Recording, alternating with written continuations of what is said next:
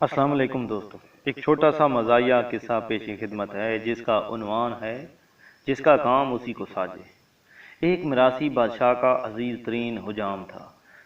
یہ روزانہ بادشاہ کے پاس حاضر ہوتا تھا اور 2-3 گھنٹے اس کے پاس رہتا۔ اس دوران بادشاہ سلطنت کے امور بھی سر انجام دیتا رہتا اور حجامت اور شیو بھی کرواتا رہتا تھا۔ ایک دن نائی نے بادشاہ سے عرض کیا، حضور والا، میں وزیر کے مقابلے میں آپ سے زیادہ قریب ہوں، میں آپ کا وفادار بھی ہوں، آپ اس کی جگہ مجھے وزیر کیوں نہیں بنا دیتے؟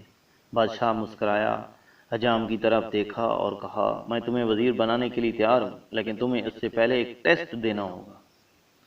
نائی نے سینے پر ہاتھ باندھ کر کہا، آپ حکم کیجیے۔ بادشاہ نے فرمایا، بندرگاہ پر ایک بحری جہاز ہے، مجھے اس کے بارے میں معلومات لا کر دو۔ نائی بھاگ کر بندرگاہ پر گیا اور واپس آ کر بولا، جی جناب، وہاں جہاز کھڑا ہے۔ بادشاہ نے پوچھا، یہ جہاز کب آیا؟ نائی دوبارہ سمندر کی طرف بھاگا، واپس آیا اور بتایا 2 دن پہلے آیا۔ بادشاہ نے کہا، یہ بتاؤ یہ جہاز کہاں سے آیا؟ نائی تیسری بار سمندر کی طرف بھاگا، واپس آیا تو بادشاہ نے پوچھا، جہاز پر کیا لدا ہے؟ نائی چوتھی بار سمندر کی طرف بھاگا۔ قصہ مختصر، نائی شام تک سمندر اور محل کے درمیان چکر لگا لگا کر تھک گیا۔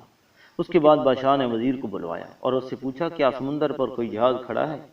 وزیر نے ہاتھ باندھ کر عرض کیا، جناب، 2 دن پہلے ایک تجارتی جہاز اٹلی سے ہماری بندرگاہ پر آیا تھا، اس میں جانور، خوراک اور کپڑا لدا ہے۔ اس کے کپتان کا نام یہ ہے، یہ 6 ماہ میں یہاں پہنچا، یہ 4 دن مزید یہاں ٹھہرے گا، یہاں سے ایران جائے گا اور وہاں 1 ماہ رکے گا، اور اس میں 209 لوگ سوار ہیں، اور میرا مشورہ ہے ہمیں بحری جہازوں پر ٹیکس بڑھا دینا چاہیے۔ بادشاہ نے یہ سن کر حجام کی طرف دیکھا۔ حجام نے چپ چاپ بسترا اٹھایا اور عرض کی، حضور والا، کلمہ چھوٹیاں رکھاں کہ وڈیاں؟